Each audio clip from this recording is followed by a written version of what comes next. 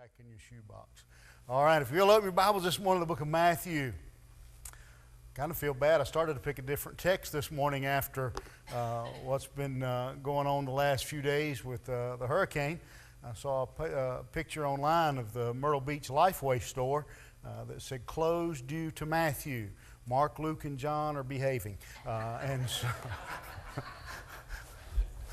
I started to use a different text this morning, but like I said, we've been going through the Beatitudes, and this is actually a good text for the events of the last few days and for following up after an Operation Christmas Child message. We come to kind of the second half of the Beatitudes, and I almost hate to say it that way because I don't want to give anybody the impression that the Beatitudes are a buffet line, that they are pick and choose. They do divide in half, but they are not multiple choice. They are a package deal. The first half of the Beatitudes, the first four, deal specifically in our relationship with God.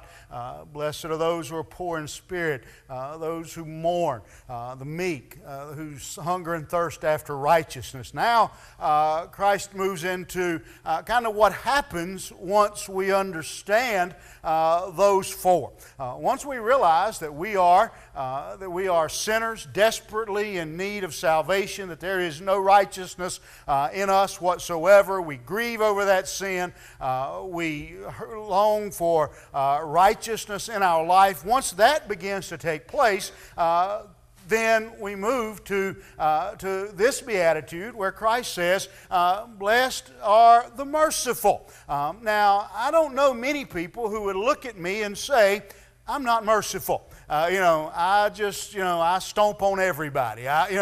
Most people think to some extent I am merciful. Obviously, some more than others, but most of us think that we are to some extent merciful. I want to challenge that, push back at that just a little this morning as we consider what Christ means when He says merciful. Again, we have an idea of merciful. Most of us, for example, we looked at the video of the kids getting gifts, and we were touched. We were stirred by that. It moved us to see something like that. We've seen the news reports in the last few days, and we've saw what's happened in Florida. We've seen Savannah, Charleston, up the East Coast, and we've seen that, and we've seen people's homes flooded. We've seen people's homes destroyed. We've seen people's businesses destroyed.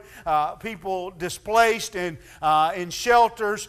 People with no power, no water, no cable. That may be I laughed yesterday. There was a guy who was being interviewed by a guy from the cable, from the Weather Channel, and he said he still had power, but he didn't have cable. And the guy says, so you're on cable, but you don't have cable.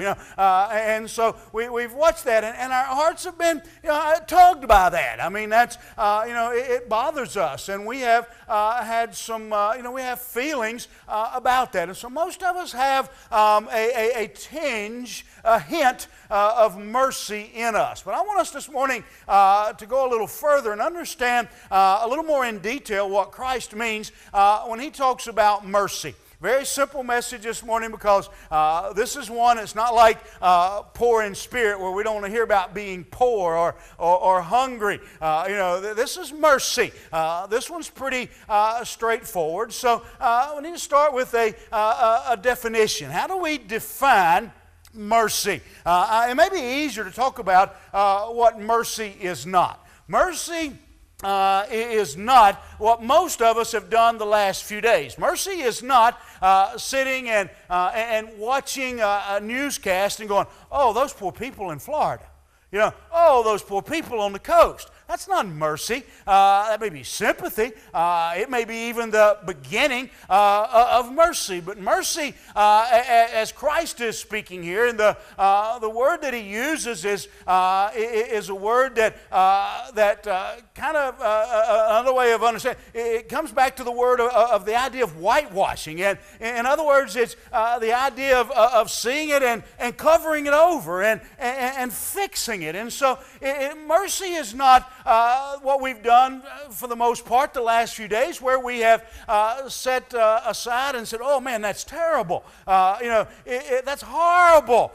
Mercy, instead of sympathy, mercy is empathy. Mercy, as defined by this passage, is defined by what Christ is saying, is not just seeing the problem, it's fixing the problem. It's taking steps to do something about it. It's not just saying, oh, those poor kids overseas. It's packing a box. It's not just saying, oh, those poor folks on the coast. It's sending some water. It's making a donation. It's going, if you're able, and helping with the cleanup, and it's making an actual attempt to make a difference in the need. And anybody can see the problem. And we see it. I think one of the greatest examples I think of how most of us act, and I've seen this in years gone by, and being in the bread business and being in grocery stores, and all of us have seen it. I've seen this just thousands of times.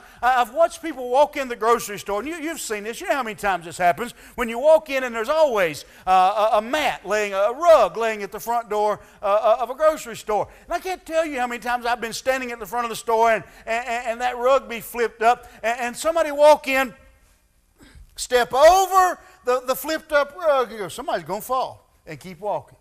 That's not mercy. That's not somebody needs to do something. That's not mercy. A spill, and listen, I'm not telling you to go mop the grocery store floor for them.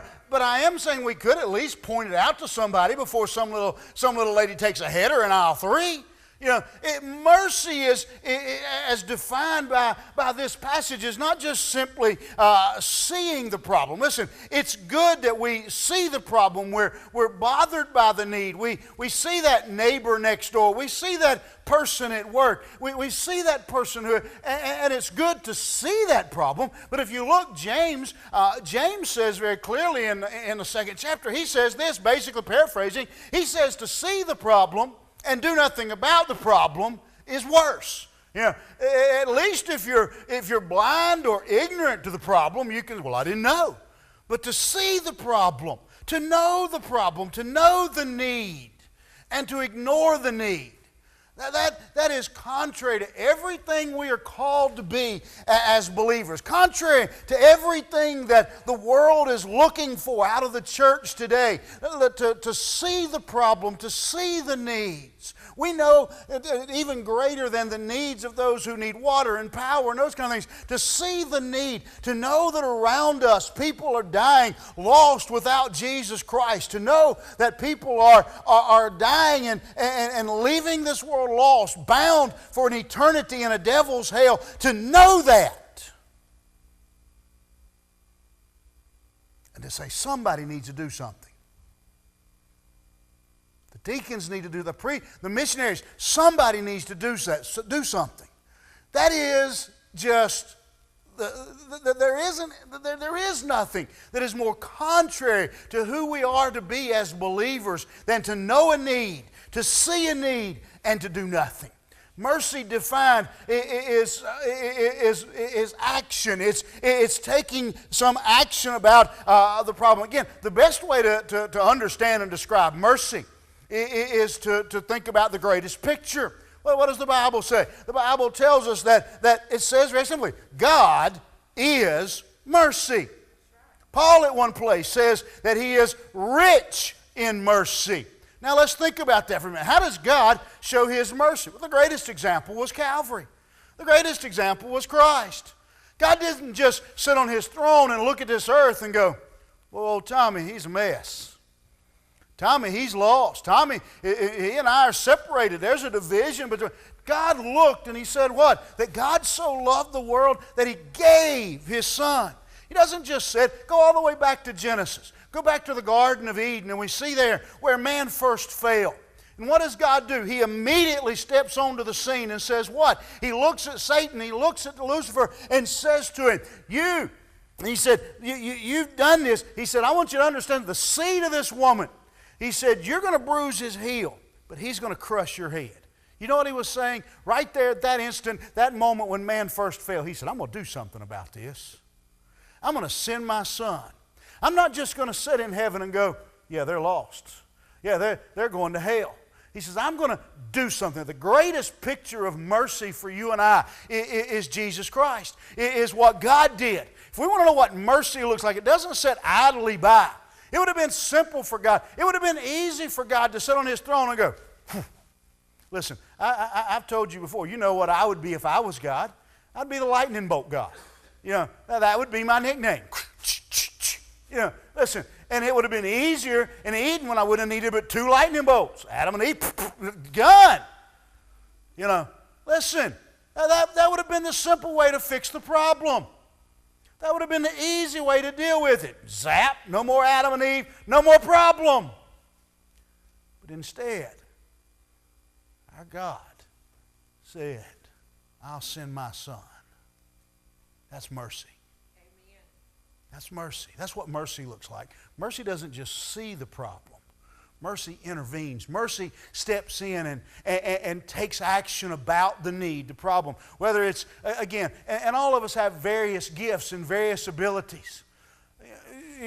Some of you are not able physically or financially or otherwise to say go to Savannah or to Charleston or to Wilmington or Fayetteville or one of these places that are devastated by the floods. You're not able. You're not physically able. You can't go. Your job, whatever, you can't go. But we can. There's something. We may not can go to Fayetteville. But we can go next door. We may not can send a lot of money to the effort, but we can help out our neighbor. Listen, we all have. The sun will not set today before you have the opportunity to be merciful to somebody. It may not look like a case of water. It may not mean shoveling sand and mud out of their home.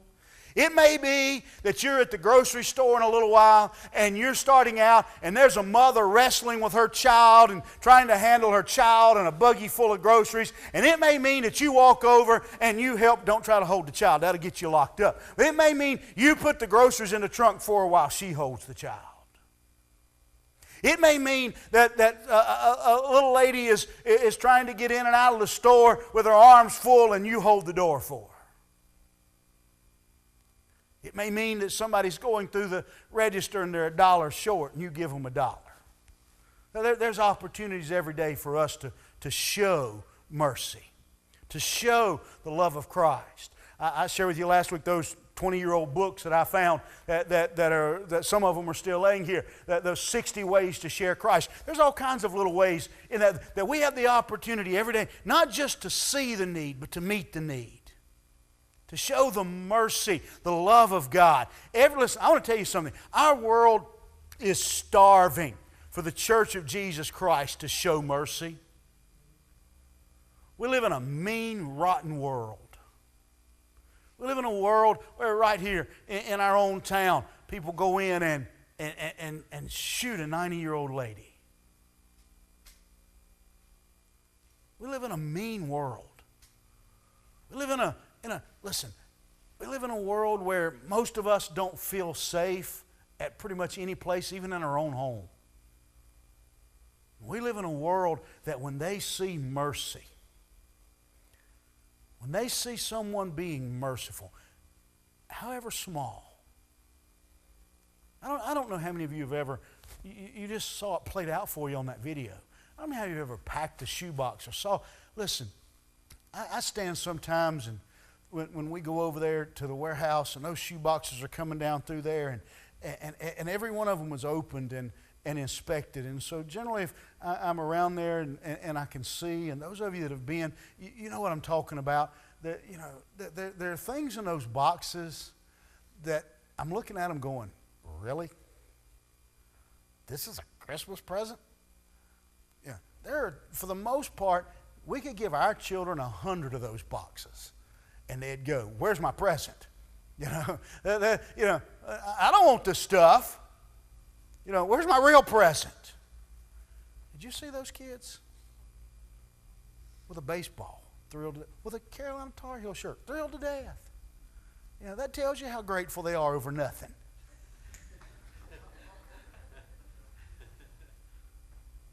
It doesn't take much mercy to be merciful. I'm not telling you go next door and paint your neighbor's house. I'm not telling you go next door and tear out their rotten floor and remodel their house for them. I'm not telling you go next door and rebuild their engine. What I'm saying is when we bake a cake, take part of it to the neighbor. When we see someone we don't know hurting, help. Help. Be merciful. Mercy displayed or defined. Let me show you mercy displayed. Let me give you an example here that may help us. One of the greatest stories, obviously the greatest example of mercy is Jesus Christ. But one of the greatest stories that displays mercy for us is the story of the Good Samaritan. Now, most of you I've talked about, and many of you have heard it in Sunday school, you know the animosity between the Samaritans and the Jews. The Jews, hate is the word I'll use because I don't know a stronger word. Hate, like the Grinch looking down at, they hated the Jews. You know, I've shared with you before that tradition of history tells us that if a Jew for some reason had to go through Samaria, would literally wash their feet to keep from taking Samaritan dirt back to Israel. They would prefer to walk around Samaria and take a little extra journey. They wouldn't allow the Samaritans to come and worship in the temple. They hated the Samaritans. And yet Jesus tells us a story of the Good Samaritan, which immediately ticked off the Jews because there was no such thing in their mind as a Good Samaritan. But you know the story. The man's traveling and he's jumped on and beaten and robbed and left to die. Well, those come past, and we'll skip those for a moment. They don't really matter to the story. And then the Samaritan comes by. And the Samaritan picks him up, bandages his wounds, and takes him to town, and rents him a hotel room, and leaves money and says, take care of him. And when I come back, if he needs anything else, I'll take care of that. You want a picture of mercy? That's mercy. What do we learn about mercy? We learn that mercy helps those who are not like us. Mercy helps those that are not like us. The Samaritan helping the Jew. That was, I don't even have a real comparison for that. I don't even have a real way for us to reconcile that in our mind, to say that the Samaritan helping the Jew would be like this part. I can't even think of anything really that compares to that. You know, there's just practically nothing that stands in comparison to that. But the Samaritan helped a man who honestly, had the roles been reversed, I think it's safe to say from what we know, barring that the man in the ditch was just an extraordinarily good guy, and not only an extraordinarily good guy, but a really bad Jew, had the roles been reversed and the Samaritan been in the ditch, the Jew would have went, serves him right, and kept walking.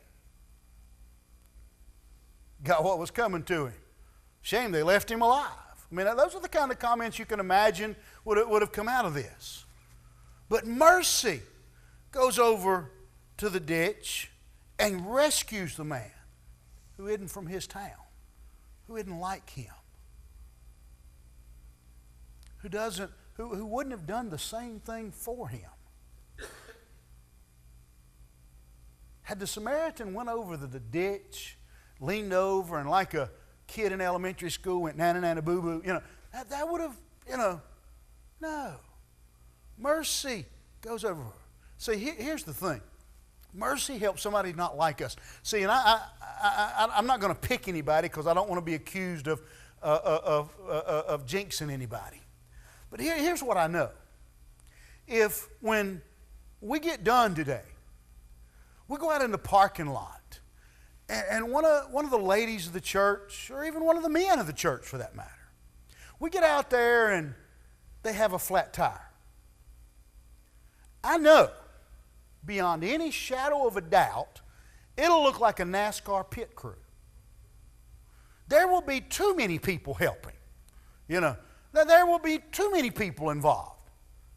It'll be zit, zit, zit, zit, boom, back to the track. It will be, we had that happen a few weeks ago. A lady calls on a Wednesday night. She's just down the street with a flat tire. I said to CD, hey, can you help me go? Can we go down here and help? Boom. I'm just, man, I made a great supervisor because CD pounced on that tire like a dog on a three-legged cat. I'm just, yeah, go. And, I got credit for it and just, that was cool. I like that, I know that. If we go out and somebody's car won't start, there'll be people who can I take you home? You want to ride with me? Let me see if I can fix it. Let's see if I can jump it off. Why? Because we're in church together. We know each other. We care about each other. But mercy helps the guy in the ditch that we don't know. Mercy helps the guy that's not like us. It's not hard to be merciful to a family. Well, it's not hard to be merciful to a church member that you go to church with. It's not hard to be merciful to somebody who looks like us, who acts like us. I don't want to go into the politics of it. But if you've been awake, you've seen the news and you know what's happening. There are a lot of folks being allowed to come into this country from other countries. And it's got a lot of people upset. Right or wrong, that's not the point. Here's the point. They're coming. Right or wrong, like it or not, they're coming. So, where we may not be able to send missionaries to Syria to carry the gospel into Syria, guess what? We got Syrians coming here. So let's share the gospel with them. Let's be merciful. God's opened up an opportunity for us. Mercy is helpful to those who are not like us, who aren't part of our little group. That's what mercy is. I'm amazed sometimes that when you mention, well, let's help somebody, or let's do this. Well, who are they? What difference does it make? They're in need.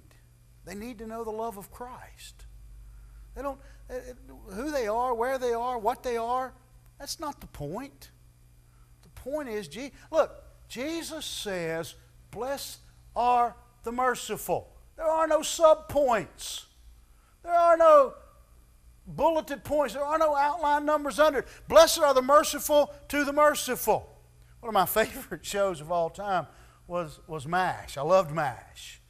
And I remember one time Major Burns, this is one of my favorite lines. I don't remember a lot of things, but I remember this. I remember him saying, it's nice to be nice to the nice. Think about that for a minute. It's not only, it's nice to be nice to the nice. It's not so nice to be nice to the jerk sometimes, is it? Christ doesn't say be merciful to the merciful. Christ doesn't say be merciful to the kind, be merciful to the nice, be merciful to your family, be merciful to the friend. He just said be merciful to those that are not like us. The Good Samaritan not only does he show us that mercy helps those that are not like us, mercy even helps those that have hurt us. It's nice to be nice to the nice. It's not so nice to be nice to someone who has hurt us. Don't raise your hand. Don't volunteer their name. But most of us, somewhere deep in places we probably don't want to talk about, have somebody's name or face, and it's going to pop into your mind as I talk, that pops into your mind that you, honestly, if you saw them beside the road, you'd go, ha, ha. Right down the road you go. Yeah. If you found out tomorrow they'd went bankrupt, you'd say, serves them right. Or if you found out tomorrow they'd won the lottery, you'd be mad. I don't know which is worse. We enjoy seeing them suffer or we hate seeing them prosper. Mercy, again, doesn't say happy are those, blessed are those that are merciful to those that are nice. Good Samaritan shows us we're merciful even to those that have hurt us. Can I tell you that there is no possible way for us to show the love of Christ clearer than by showing mercy to those who have hurt us. There is no way to be more like Christ than to show mercy to those who hurt us.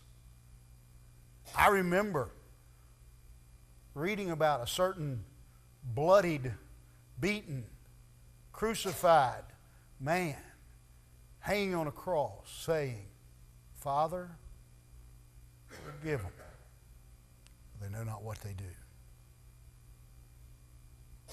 I'm pretty sure I've read somewhere in the New Testament that while we were yet sinners, He commended His love to us. We talk about being like Jesus. There's no greater way to be like Christ, no clearer way to picture Christ than to show the love of Christ, to show mercy, to see a need and to meet a need for someone who has hurt us. This Samaritan, this Jew was part of a group of people that had basically banished his nation. The Jews, listen, had they had their way, they would have, if they had the ability and the means, they would have bombed Samaria off the planet. I mean, they would have made, Samaria a swimming pool. I mean, that would have been their, that would have been their desire. This man represented, this man in this ditch represented everything wrong for a Samaritan man. They wouldn't allow him to worship in their temple. They didn't want to come. They didn't want him in their land. They didn't want to go in their land. They represented everything. The Jews, this Jewish man stood for and represented something that had been oppressive to this Samaritan man all his life. I heard a comedian one time talking about getting run over in New York. He said, you get run over in New York, and said somebody will come out and go, you won't be needing these tennis shoes anymore, and pull your shoes off and keep going. Yeah, that would have served this man right in the ditch. If the Samaritan went over and said, guess you won't be needing these sandals and this walking stick anymore. Have fun. No. Mercy to those who wouldn't like him, those who had hurt him. Listen, folks, let's be honest. Those who were his enemies,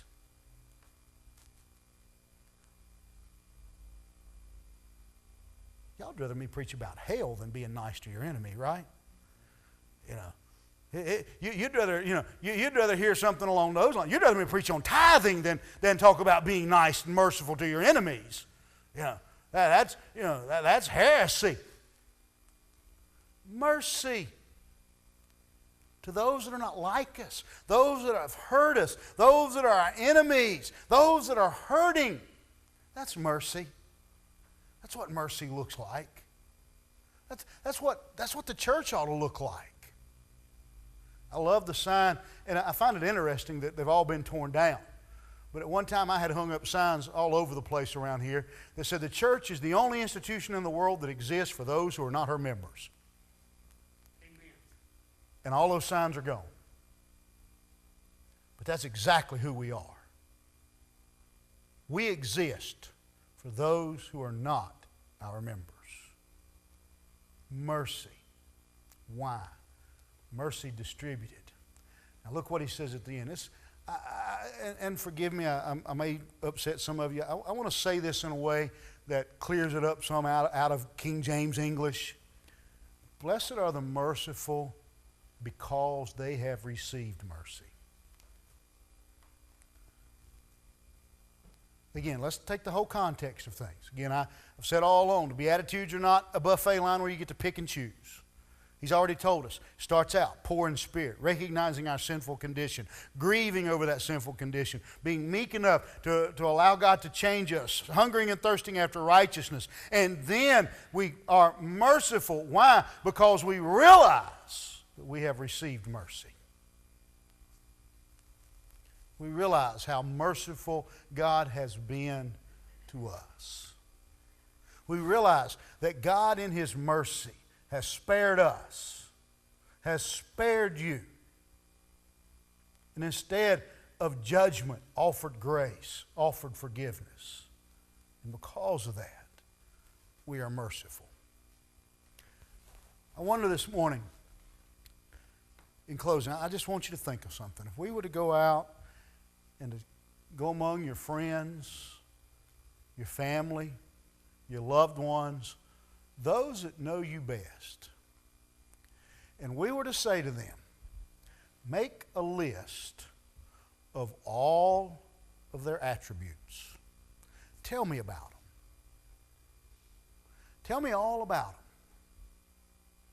Just one word. Just give me the words that describe George the best.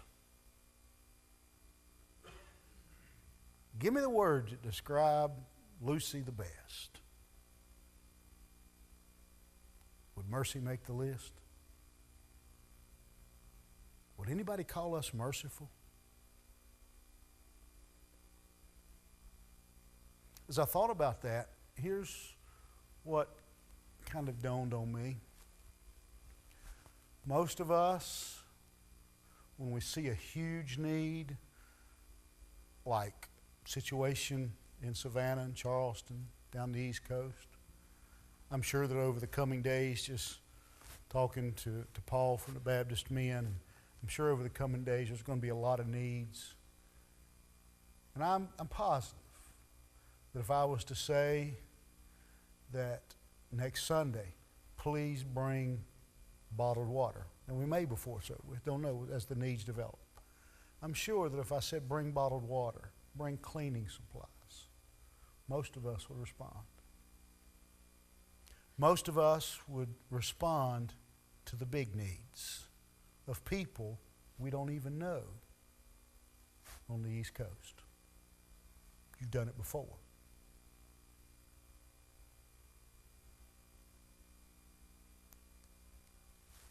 While at the same time, many of us wouldn't walk next door and help our neighbor.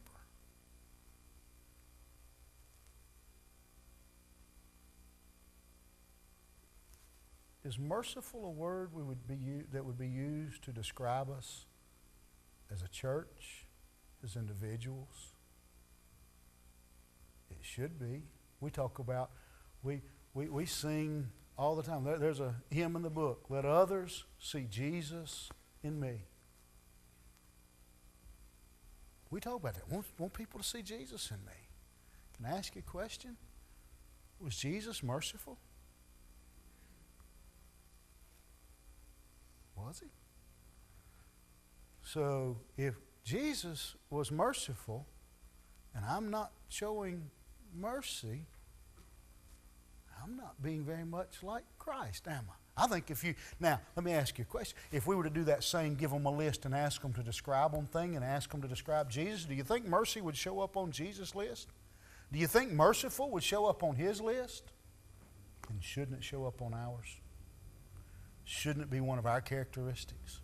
Shouldn't it be what we're known for? I want to ask you to bow your heads this morning.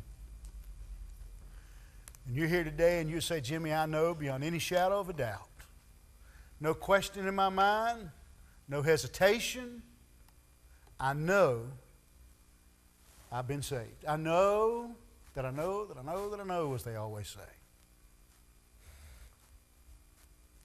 But I also know that I'm not always merciful.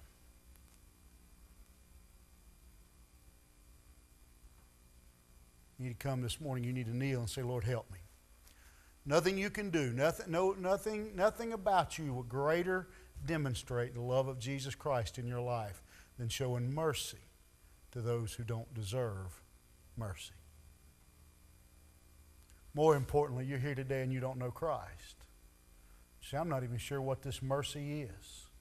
Mercy is what Jesus Christ gave you at Calvary. Mercy is what He did for you. He extended mercy. Grace is giving you what you don't deserve. Mercy is not giving you what you... He's giving you that opportunity. You're here today and you don't know Christ. You don't know Him as your Savior. Christ died on a Calvary. Died on a cross to show you mercy. Will you come and let me show you from God's Word how you can have a relationship with Him, how you can experience firsthand, personally, the mercy of God? Christians, will you come and kneel and say, Lord, make me merciful. Teach me to be merciful. It's not natural for me. Lord, make our church merciful.